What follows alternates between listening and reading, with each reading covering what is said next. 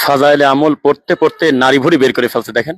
এত পুরাতন, প্রত্যেক পৃষ্ঠায় পৃষ্ঠায় ভাঁজ করা, প্রত্যেক পৃষ্ঠায় পৃষ্ঠায় ভাঁজ করা, দাগ দেওয়া, এত বেশি পড়া হয় যে বইগুলি একবারে পুরাতন হয়ে খুলে খুলে যাচ্ছে, সেলাই করে রাখা। এইবার দেখাই আল্লাহর কোরআন মাজিদ।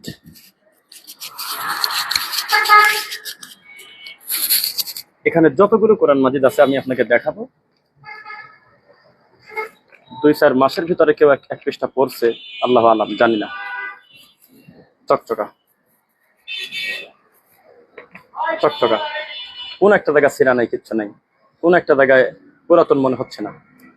মানে কি, রাখা লাগে তাই রাখছে। মূল জিনিস, মূল কিতাব হলো এটা। এটা যত বেশি চর্চিত, যত বেশি পড়া হয় মানুষের কাছে, তত আর কোনো কিছু পড়া হয় না। পবিত্র কোরআন মাজিদ, এই যে, কোনটার নাম বলবেন, কোনটার নাম বলবেন, যেটাই বলবেন, অনুবাদেরটা বলেন আর যেটাই বলেন, কেউ ধরার কোনো সুযোগ নেই। এরকম ছিল, পড়তে পড়তে ছিঁড়ে ছিঁড়ে বাড়ায় যাচ্ছে, প্রতিদিন মস্ক করা হয়। তো এটা আল্লাহর ঘরের আদবের ক্ষেত্রে, আল্লাহর ঘরের হকের ক্ষেত্রে একজন মুমিনের কি করণীয় হওয়ার কথা ছিল, আপনারা একটু মন্তব্য করেন। আমরা বললে আপনারা গালাগালি করেন। এই কোরআন মাজিদের বিপরীতে এটা কোনো কিতাব? এর কোনো প্রয়োজন? জাল হাদিস দিয়ে, জয়ীফ হাদিস দিয়ে মিশ্রণ করা একটা বই, কে কাকে বলবে এই কথাগুলো? আল্লাহ আমাদের হেদায়েত দিন। আল্লাহু সামাদ।